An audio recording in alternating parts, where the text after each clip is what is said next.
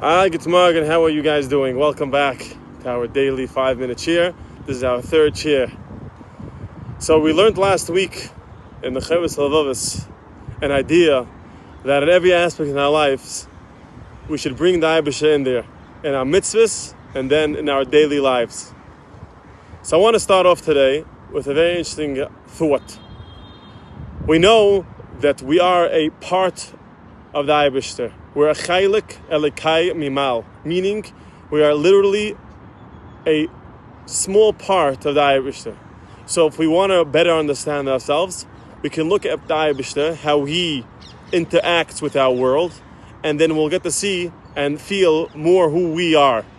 So one of the chalukim of the Eibusher is the Eibusher's netzach. The Eibusher is around forever. He'll always be around. And he was around before we were around, and he'll forever and ever be around. So one of the natures humans we strive for, we crave for, is to be around forever. Netzach. We always want to be around.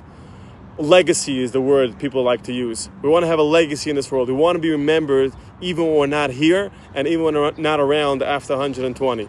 And we invest in our futures. We have kids who carry our name. We try to build buildings with our names on it. We try to instill a brand new idea into the world, and people can always look back. That was the idea of Moshe, of Yankee. We try to outlive our lives. There are people that try to do it physically too. By living forever. It's a big biohacking, as they call it today. We try to live forever, and that comes from the part of us that wants to be around forever, the netzach part of us. We want to be here forever, even though we can't. We're mortal human beings, but we want to have some type of name that'll be around forever, which is a noble thing, which it makes sense that we want to be around forever. Now, the more we attach ourselves to the Eibusher, the more we act with the Eibusher in our mind, in our forefront, in our cycle, in our daily chores, the more we bring the Eibusher in there, the more we believe in him, then the more we can sort of attach to this foreverness. And you could see there's families in the world, right, who have names that continue from generation to generation.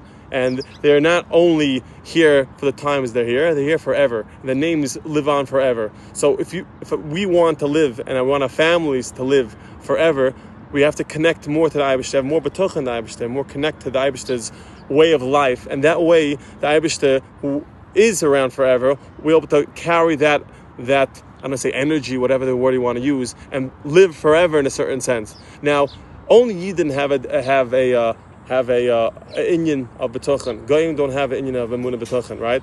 And we know the Eibusher takes care of Goyim too, right? Baruch Hashem, Baruch Goyim Mekayim. That goes on for everyone, right? But we also know Baruch Mishalem Socha Tov L'Rayav, that a person who is a Rayav to the Eibusher, a person that's a friend of the Eibusher, there's a special chesed that he gets, that a guy doesn't get.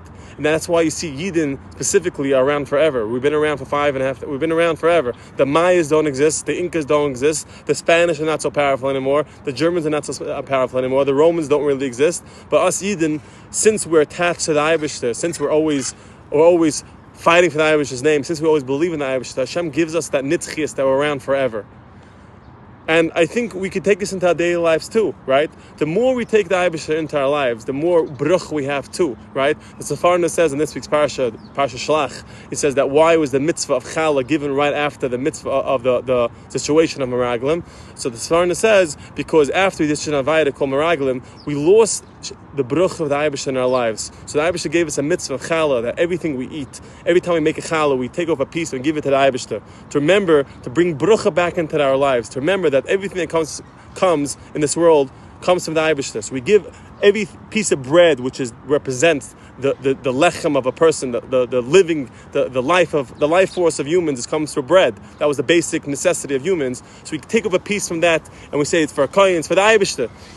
To bring back brucha into our lives. You can make $1 million. You could be the wealthiest person. You can invest in the biggest stocks, but your money can have no brucha in it. It cannot produce anything. It won't produce what you want it to produce.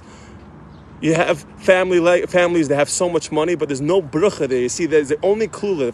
The kids they're not what they want them to be. This just sadness and depression. So you can have the same amount of money and be very, very, very sad. So the more you bring the Eibishter into your life, the more mitzvahs you attach to your daily life, the more you believe in the Eibishter, the more bruch you're giving into your life, and the more your money and your activities won't go for waste. It will be a purpose for them, and it'll be fruitful and multiple. Have a wonderful day. Have a wonderful week, Met Hashem. And don't forget, as the Rav always, the bench is everyone should have a lot of money.